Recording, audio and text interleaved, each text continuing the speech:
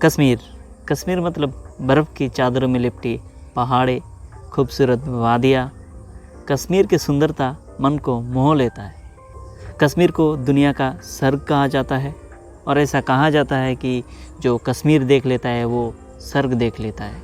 मगर आज जब जब कश्मीर का नाम लिया जाता है तब तब सीज़ फायर, LOC, आतंकवाद, सेना की काफिलों में अटैक, जवानों की शहादत ये भी जोड़ा जाता है। आज़ादी के इतने साल बाद भी क्यों कश्मीर इंडिया और पाकिस्तान के बीच विवादों के केंद्र रहा है? क्यों कश्मीर दुनिया के लिए स्वर्ग होते हुए भी कश्मीरियों के लिए नर्क है? आज हम यही जानने की कोशिश करेंगे। साल 1947 अंग्रेज़ों की हुकूमत ख़त्म हुआ, भारत को आज़ादी मिली और साथ साथ एक ना मिटने वाला घाव भी मिला। भारत का बंटवारा हुआ, हिंदुस्तान और पाकिस्तान बना।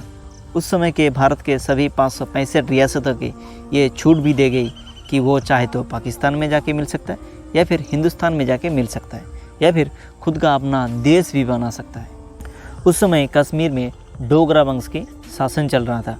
उस समय कश्मीर के राजा थे महाराजा हरी सिंह।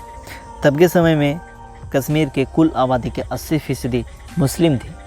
विभाजन के समय महाराजा हरी सिंह ये तय नहीं कर पाए कि 80% मुस्लिम आबादी को लेके उन्हें पाकिस्तान में मिलना चाहिए या वो खुद हिंदू थे, इसलिए एक मुस्लिम राष्ट्र पाकिस्तान से बेहतर वो हिंदुस्तान में जाके मिलते।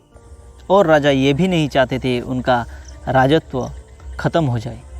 हिंदुस्तान या पाकिस्तान किसी भी देश में जाके वो मिलते थे तो उनका राजत्व ख़त्म हो जाता, क्योंकि आज़ादी के बाद हिंदुस्तान पाकिस्तान लोकतांत्रिक हो गया था। मतलब राजाओं के राजत्व ख़त्म और जनता खुद अपना प्रधानमंत्री और अपना राष्ट्रपति का चुनाव करेगी। ये भी राजा को मान्य नहीं था। तो हरी सिंह किसी भी देश में ना जाते हुए अपना खुद का देश बनाने के बारे में सोचा। इधर मोहम्मद अली जिन्ना निश्चित थे कश्मीर का पाकिस्तान में मिलने के बारे में, क्योंकि कश्मीर के 80% आबादी थे मुस्लिम। मगर जिन्ना जब ये जाना कि हरी सिंह हिंदुस्तान पाकिस्तान छोड़ अपना खुद का देश बनाना चाहता है, तभी जिन्ना ने सोचा कि यही समय है कश्मीर पे कब्जा करने का, क्योंकि तब तक कश्मीर इंडिया का हिस्सा बना नहीं था। तो अगर कश्मीर पे कब्जा करने जाएंगे तो इंडिया इस मामले में पाकिस्तान के खिलाफ कोई एक्शन नहीं ले पाएगा। जिन्ना किसी भी हालत में कश्मीर को छोड़ना नहीं चाहते थे, क्योंकि जिन्नों को पता था आज नहीं तो कल कश्मीर इंडिया का हिस्सा बनना ही था और पाकिस्तान को ज़्यादातर खेती करने के लिए पानी देने वाली नदियाँ भी कश्मीर से ही निकलती है। तो जिन्ना किसी भी कीमत में कश्मीर को पाकिस्तान में मिलाना चाहते थे। इसी वजह से जिन्ना ने कश्मीर को कब्जा करने के लिए अपना आर्मी भेजा। 22 अक्टूबर 1947 को पाकिस्तानी आर्मी कश्मीर को कब्जा करने के मकसद से कश्मीर की सीमा में घुसी। जिन्ना के आर्मी ने कश्मीरियों के साथ वो किया जो इंसान जानवरों के साथ करने का सोच भी नहीं सकते हैं। पाकिस्तानी आर्मी कश्मीरियों को मारा, उनके घर लूटे, औरतों के साथ बलात्कार किए। इतनी बर्बरता के साथ पाकिस्तानी आर्मी श्रीनगर की ओर बढ़ रहे थे और उनका अनुमान था कि 26 अक्टूबर तक वो श्रीनगर जीत जाएंगे, मतलब कश्मीर को अपने कब्जे में ले लेंगे। राजा हरी सिंह के सेना में जितने भी मुस्लिम सैनिक थे वो भी पाकिस्तानियों के साथ जुड़ गए। महाराजा के पास पाकिस्तानी आर्मियों के साथ लड़ने के लिए सैन्य बल नहीं था। महाराजा चिंता में पड़ गए और भारत सरकार को मदद के लिए खत लिखे। महाराजा की खत के बाद भारत सरकार एक हाई लेवल मीटिंग की और उसमें तय किया गया उस समय के गृह मंत्री सरदार वल्लभ भाई पटेल के मुख्य सलाहकार BP मनन को कश्मीर भेजा जाए हालत के जायज़ा लेने के लिए। 25 अक्टूबर को BP मनन श्रीनगर गए, महाराजा के साथ मिले और कश्मीर के हालत के बारे में पूरे जायज़ा लिया। सारे बातें सुनकर BP मनन महाराजा का बताया भारत सरकार मदद तभी कर सकती है जब कश्मीर भारत का एक अभिन्न अंग बन जाए, मतलब कश्मीर का विलय भारत में हो जाए। उन्होंने महाराजा को यह भी बताया कि कश्मीर अब उनके लिए सुरक्षित नहीं है तो वो कश्मीर छोड़ दे।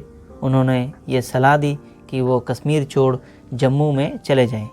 महाराजा हरि सिंह भारत में कश्मीर के विलय के बारे में राजी हुए। वीपी मेनन उन्हें हर संभव मदद की आश्वासन दिए। फिर अगले दिन सुबह यानी 26 अक्टूबर के सुबह वीपी मेनन दिल्ली वापस आए। एक और हाई लेवल मीटिंग हुआ। उसी शाम वीपी मेनन विलय पत्र लेके जम्मू गए महाराज के पास। तब तक महाराज हरि सिंह कश्मीर छोड़ जम्मू आ गए थे। महाराजा हरि सिंह इतना परेशान थे कि उन्होंने अपने पहरेदार को पिस्तौल दी और बोला, अगर वीपी मेनन रात 12 बजे के पहले नहीं आए तो उन्हें नींद में ही गोली कर मार दिया जाए। जम्मू पहुंचते ही वीपी मेनन को महाराज के पास ले जाया गया। वही महाराज विलय पत्र पे अपने दस्तखत किए। फिर वीपी मेनन उस दस्तावेज़ों को लेके फिर दिल्ली लौटे। फिर अगले सुबह मतलब 27 अक्टूबर सुबह भारतीय सेना को एयरलिफ्ट करके कश्मीर लाया गया। फिर भारतीय सेना पाकिस्तानियों के पीछे खदेड़ना शुरू किया। भारत और पाकिस्तान के बीच ये जंग 2 साल तक चली। 2 साल युद्ध चलने के बाद उस समय के भारत के प्रधानमंत्री जवाहरलाल नेहरू कश्मीर मुद्दे को यूनाइटेड नेशंस में ले गए। फिर 27 जुलाई 1949 को कुछ शर्तों के बिना पे दोनों देश सीज फायर एग्रीमेंट पे साइन किए। एग्रीमेंट के वक्त जिस देश की सेना जहां थी वही रह गए और बाद में वो LOC लाइन ऑफ कंट्रोल बना। यूएन सिक्योरिटी काउंसिल का 3 शर्त ऐसा था कि पाकिस्तान अपनी पूरी फोर्स कश्मीर से बाहर निकालेगा, तो हिंदुस्तान भी ज़रूरी कुछ फोर्स छोड़ के बाकी फोर्स कश्मीर से बाहर निकलेगा और फिर कश्मीर में जनमत संग्रह होगा, जिसके द्वारा जनता खुद तय करेगी कि उन्हें हिंदुस्तान में जाना है या पाकिस्तान में जाना है। उसके बाद से आज तक पाकिस्तानी सेना कश्मीर छोड़ के गए नहीं और कश्मीर में जनमत संग्रह कभी हुआ ही नहीं और कश्मीर हिंदुस्तान और पाकिस्तान के बीच विवाद का मुद्दा होकर रह गया, जिसका आज तक कोई समाधान नहीं है। ये था दुनिया के स्वर्ग कहे जाने वाली कश्मीर का इतिहास, जो कश्मीरियों के लिए नर्क बनकर रह गया। ये था कश्मीर के इतिहास के ऊपर वीडियो पार्ट 1। पार्ट 2 में हम देखेंगे कश्मीरी पंडितों का पलायन के बारे में। तो हमारे चैनल को सब्सक्राइब करिए और बेल आइकन दबा के रखें ताकि जब भी वीडियो आए आपको पता चल जाए। अगर ये वीडियो इन्फॉर्मेटिव लगा है तो लाइक, शेयर और कमेंट करके ज़रूर बताइए।